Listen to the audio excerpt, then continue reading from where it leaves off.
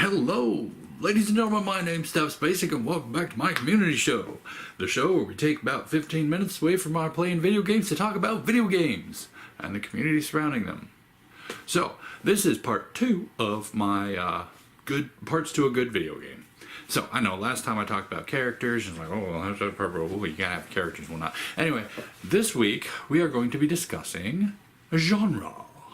Now, when you think about genre, most people don't really think too much about it. And I've heard people talk about how genre is like first-person shooter or RPG. No, that's a type. It's not really the same thing as genre. Now, we've all got our favorite type of genre, you know. And it covers essentially fantasy, horror, comedy, and sci-fi. And, you know, those are the 4 I'm going to talk about today.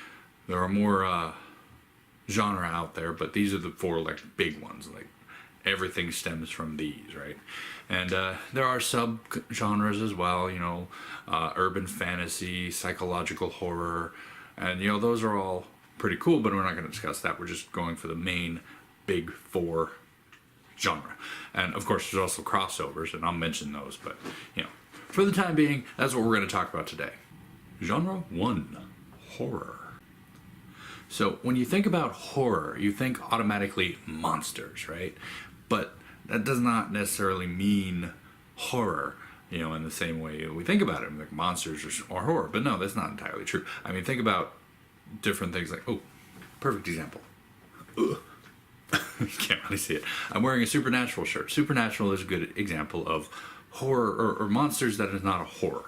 In fact, it's more of a comedy / drama thing, you know. Doesn't really fall into horror, even though it includes things like ghosts and vampires and werewolves and other types of monsters. So, as you see, it's not about the monsters, it's about the overall feeling of it. You get the feeling of fear and terror, which are synonymous, except terror implies greater fear. And uneasiness and, what's the other one? Oh, hopelessness. In fact, zombies. Zombie stories are some of my favorites, you know. Play Dying Light. Dead Island is they've got the general fear and stuff, but they've got that one feeling, that feeling of hopelessness.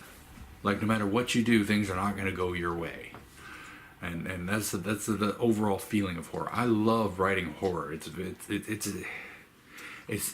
very if you can accomplish a good horror story, you have made it as an author, because you really have to get in there and capture the element of what it is to be human. And I know I'm speaking really highly of horror when it's meant to scare people, but I mean, this is the oldest genre ever. I mean, people from way back in the day, before writing was even a thing, used to tell scary stories. You'd carve the monsters on the wall. If you're not good, the boogeyman will get you. Or, you know, things like that, you know. Easily the oldest thing, because humanity thrives on fear. That's what motivates us to do things. Fear of being alone, fear of being irrelevant, fear of, you know, Anyway, but yeah, horror is the oldest and probably the best genre out there, and that's an argument, of course, because that's my subjective opinion. When it comes to horror, I think it's probably the best.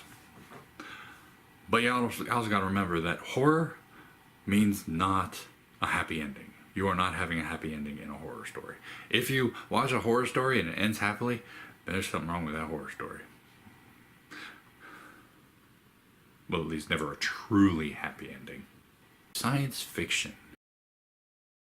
Now, science fiction and horror have gone hand in hand a lot, but like I said, that's a crossover genre, and science fiction itself is probably the easiest to identify as far as stories go. I mean, with the last demo I played, Prey, that's a science fiction horror game, and it shows you exactly what you expect when you see science fiction: aliens, space, lasers, glue guns, whatnot. I don't know about lasers, I didn't see any lasers, but we're in space. Space automatically means sci-fi, but sci-fi does not automatically mean space. You see, when you got an understanding, science covers everything. Science is mankind's way of understanding the natural world, and science fiction takes that science and contorts it. Now, there are certain things like space is very obviously science fiction, and time travel is very obviously science fiction. Getting into quantum physics there, we've got parallel universes, time travel, and whatnot. There are other things, you know, like mad scientists and whatnot. Technically, Frankenstein is a science fiction horror story. If you even really count it as a horror story. It's got a monster in it, sure, why not? But I didn't really find it all that scary. I felt bad for the monster more often than I felt bad for anybody else. But then there's also dinosaurs. Are dinosaurs science fiction? No, dinosaurs really existed, but science fiction uses dinosaurs, like, in its telling. Straight into, you know, dinosaurs living among us, dinosaurs were wiped out by an alien conspiracy, dinosaurs evolved into mankind, dinosaurs still live in a parallel universe apart from us. Thank you, Mario Brothers.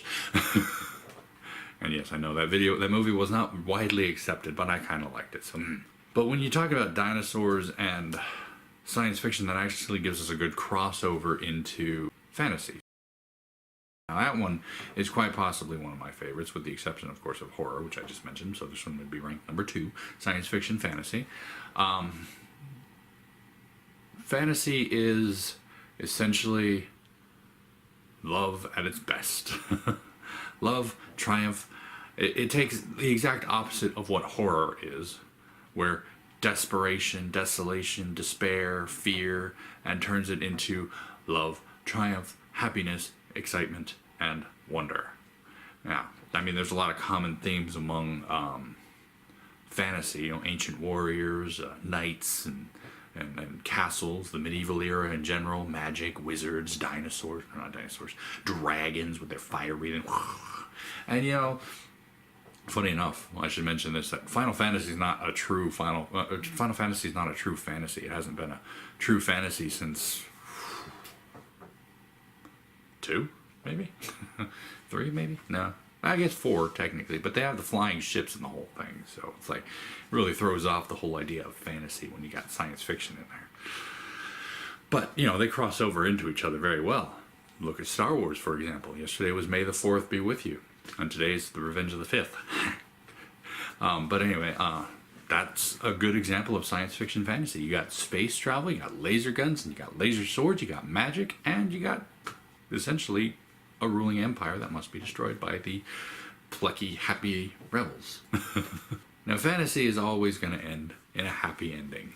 Because if you watch a fantasy that ends unhappily, then it's probably a fantasy horror, and that's not exactly a good crossover. I've seen a few of them that worked out alright, but fantasy horror is not exactly what I would call good genre.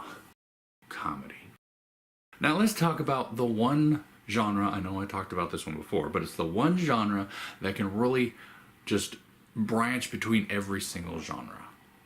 Comedy. I know I talked about this a few videos back, and there's not a whole lot other I can say about it. I mean, the general aim of comedy is just to make you laugh, you know. There's certain different, you know, forms of comedy, from satire to parody to just situational comedies, which, for those of you not in the know, is what a sitcom is actually. Situational comedy, sitcom.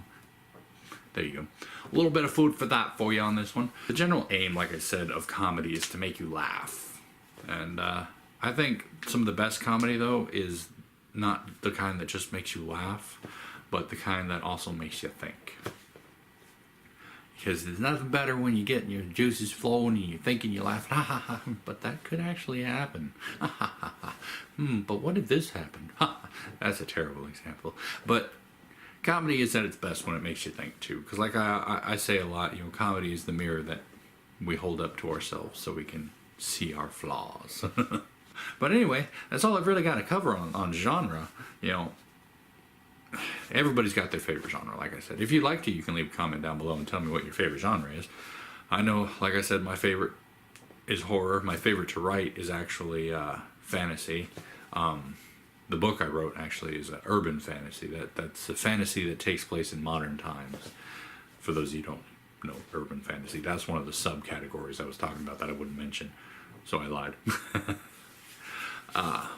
But in every good video game, when it comes to genre, you need to understand your audience. Like, if you're writing for The Witcher 3 and you're writing suddenly aliens appeared, then you're crossing out of your own genre from fantasy into sci-fi. Now, true, like I said, they meld pretty well, but not always are you going to be appealing to your audience. You need to really have a plan for it. You can't just say, I'm writing a fantasy novel with aliens. No, you're writing a science fiction fantasy novel with aliens.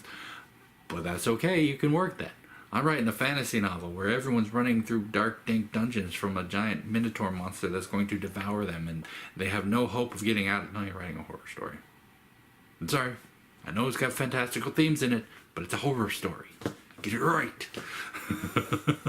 Anyway, that's all I got to say for today. Thank you guys so much for watching. If you enjoyed this video, go poke that like button for me, and comment your favorite genre down below. If you disagree with anything I say, of course, you can always comment down below. But like I said, these are my opinions. And yeah, I'll get back to you as soon as I can, when I can, if I can, you know, all that jazz.